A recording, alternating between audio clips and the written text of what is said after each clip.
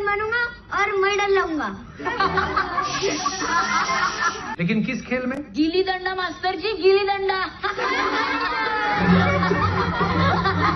जब हंसते हैं, मजाक उड़ाते हैं लोग तो आगे बढ़ने का जुनून और भी बढ़ जाता है। आज मैं धूल हूँ जिन रास्तों की, उन रास्तों पर चलकर शिखर पर जाना है। मैं एक अदना सा इंसान हूँ पर मेरे हौसलों को आसमां तक जाना है। तो स्वागत है आपका स्टोरी वाले ताऊ जी में। तो आज की स्टोरी एकदम खास होने वाली है। हमने बहुत सारी बायोपिक्स देखी होगी, MS धोनी, मैरी कॉम, भाग मिल्खा भाग, लेकिन हमारे लिए शर्म की बात है कि हमने मुरलीकांत राजाराम पेटकर इनकी बायोग्राफी नहीं पढ़ी है, ना देखी है, ना सुनी है। इनकी स्टोरी खास इसलिए है क्योंकि तकदीर ने इन्हें बार बार तोड़ा, बार बार इनके हौसलों को दबाया, लेकिन ये हिम्मत करके फिर से उठे और फिर से चले और मंजिल को पाए। तो आज हम इनकी कहानी सुनेंगे। तो 1944 का भारत जब स्वतंत्रता आंदोलन अपने चरम पर था और ब्रिटिशर्स भी समझ गए थे कि अब उल्टी गिनती शुरू हो गई है, तभी आज के महाराष्ट्र के छोटे से गांव सांगली के एक बहुत ही गरीब फैमिली का बच्चा, जिसका नाम था मुरलीकांत राजाराम पेटकर, जो बॉर्न टू स्पोर्ट पर्सन भी थे। गांव की गुल्ली डंडा से लेकर कंचा, पतंग, देसी कुश्ती, कबड्डी, हर तरह के गेम खेल में जो है टॉप पर रहते थे। लेकिन लोग उनका मजाक उड़ाते थे। वो कहते थे कि मैं एक दिन ओलंपिक में गोल्ड लाएगा, तो लोग उनको चंदू चैंपियन के नाम से चिढ़ाते थे। एक दिन उन्होंने गांव के मुखिया के बेटे को कुश्ती में चैलेंज कर दिया। कुश्ती में चंदू भैया ने मुखिया के बेटे को धो डाला, लेकिन ये इनको महंगा पड़ा क्योंकि मुखिया के बेटे ने अपने सारे आदमी उनके पीछे लगा दिए। ना चाहकर भी 12 साल के मुरली को घर छोड़कर भागना पड़ा। भागते भागते ट्रेन पकड़ी। ट्रेन में एक शुभचिंतक मिल गया, तो उससे बातचीत चल रही थी। तो उसने पूछा, तुम कहाँ से आए हो, क्या करते हो? तो उसने बताई अपनी पूरी कहानी और कहा, मुझे ओलंपिक में गोल्ड मेडल लेना है। तो उन्होंने बताया कि अगर आर्मी आप ज्वाइन करते हो, फौज में आते हो, तो उसके थ्रू आप गोल्ड मेडल ले सकते हो ओलंपिक में। तो कहीं भर्ती चल रही थी, तो वो दोनों वहाँ गए और भर्ती में उनका सिलेक्शन हो गया आर्मी में।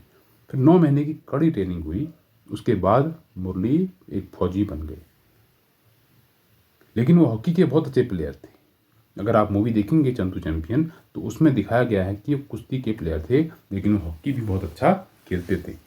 लेकिन किन्हीं कारणों से उन्होंने बॉक्सिंग में अपनी प्रैक्टिस शुरू की। तो उनके कोच थे, उन्होंने बताया कि हॉकी से आगे जाना उतना ईजी नहीं है। एक ऐसा गेम पकड़ना है जो अकेले आदमी खेल सके, जिसके बेस पे तुम आगे बढ़ सकते हो। क्योंकि अगर हॉकी, क्रिकेट ऐसी चीज़ के लेते हो तो उसमें टीम का एफर्ट लगता है, तो उसमें आपका एफर्ट जो है एकदम सामने नहीं आता। तो उन्होंने बॉक्सिंग की प्रैक्टिस करी, दिन रात एक किए। तो 1964 में उन्होंने टोक्यो में समर ओलंपिक हो रहा था, वहाँ इंडियन आर्मी को और इंडिया को बॉक्सिंग में रिप्रेजेंट किया और 1965 में बॉक्सिंग में नेशनल टाइटल भी लाए। मुरली की बॉक्सिंग से खुश होकर उनके सीईओ साहब ने उनसे पूछा, तू कहाँ जाना चाहता है? तो मुरली ने कहा, मुझे कश्मीर देखना है। तो सीईओ साहब ने उनका ट्रांसफ़र सियालकोट कर दिया। वहाँ लाइफ बिंदास चल रही थी।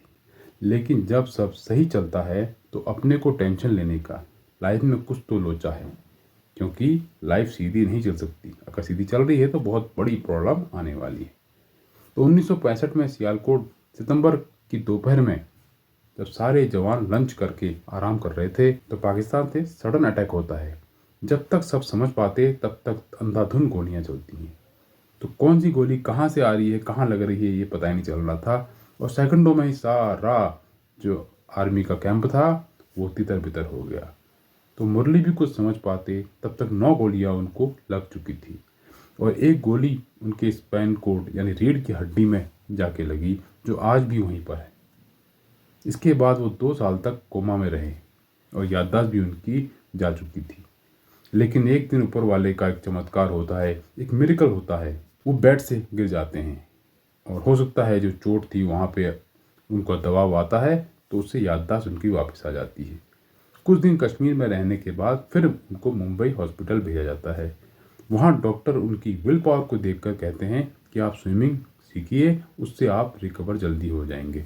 तो स्विमिंग सीखते हैं, उसकी प्रैक्टिस करते हैं और उसके अलावा भी TT, javelin throw, discus throw, weight lifting, archeries, हर जगह अपना हाथ आजमाते हैं। तो 1967 में शॉटपुट में महाराष्ट्र स्टेट चैंपियन बनते हैं और 1968 में समर पैरा ओलंपिक में टीटी में भी पार्टिसिपेट करते हैं। 1970 में स्कॉटलैंड में पैरा ओलंपिक में पार्टिसिपेट करते हैं और 50 मीटर फ्री स्टाइल स्विमिंग में गोल्ड मेडल लेके आते हैं। वहीं जेवलिन थ्रो में सिल्वर, शॉटपुट में ब्रॉन्ज भी लाते हैं। किस्मत उनको जहां तोड़ती रही वो नए स्पोर्ट जोड़ते रहे। उन्होंने हिम्मत नहीं हारी और किस्मत को भी उनकी औकात दिखा दी। तो 1972 में मुरलीकांत जी ने पहली बार स्विमिंग में 37.33 सेकंड में वर्ल्ड रिकॉर्ड भी बनाया। इंडिया को पैरा ओलंपिक में पहली बार गोल्ड मेडल भी दिलाया। 1982 में इंडिया के second sportsman award Arjun award के लिए उन्होंने एप्लीकेशन भेजी। तो उस समय की जो गवर्नमेंट थी उन्होंने उनकी एप्लीकेशन को रिजेक्ट ये कहकर कर दिया कि ये डिसेबल पर्सन के लिए नहीं है। उसके बाद उन्होंने कसम खाई कि इसके बाद हम कोई भी एप्लीकेशन या कोई भी लेटर नहीं लिखेंगे। तो उस समय टाटा ग्रुप भी सामने आ रहा था और जो डिसेबल सोल्जर थे उनके लिए कुछ हेल्प कर रहा था। तो मुरली जी ने हेल्प के लिए मना कर दिया। तो मुरली जी ने कहा मदद नहीं काम मांगता है। तो इससे खुश होकर टाटा ने उन्हें टेल्को इंडिया में काम दे दिया। मुरली जी को 2018 में पद्मश्री से नवाजित किया गया। उस समय के जो राष्ट्रपति थे हमारे रामनाथ कोविंद जी, उनके द्वारा उनको पद्मश्री अवार्ड दिया गया। आपने बहुत सारी बायोपिक देखी होगी, मैरी कॉम, भाग मिल्खा भाग, MS धोनी, लेकिन ये हमारे लिए भी शर्म की बात है कि हमें ऐसे खिलाड़ी, ऐसे फौजी के बारे में नहीं पता जिसे हालात ने बार बार तोड़ा, बार बार घसीटा, लेकिन वो फौजी हर बार जीता, एक बार भी हिम्मत नहीं हारी। जबकि हम लोग थोड़ी सी परेशानी होती है तो टूट जाते हैं। तो मेरी सभी स्टूडेंट से, सभी टीचर्स से ये हम्बल रिक्वेस्ट है कि आप एक बार ये मूवी ज़रूर देखें, चंदू चैंपियन। तो मैं इसके डायरेक्टर कबीर खान जी को भी धन्यवाद देना चाहूँगा कि वो ऐसी कहानी लेकर आए। तो अगर आपको इस कहानी से कुछ भी सीखने को मिलता है, अगर कहानी आपके दिल में कहीं भी जगह बनाती है, तो आप इस वीडियो को लाइक, शेयर और सब्सक्राइब जरूर कीजिएगा। फिर मिलते हैं नई कहानी के साथ। तब तक के लिए goodbye, have a nice day.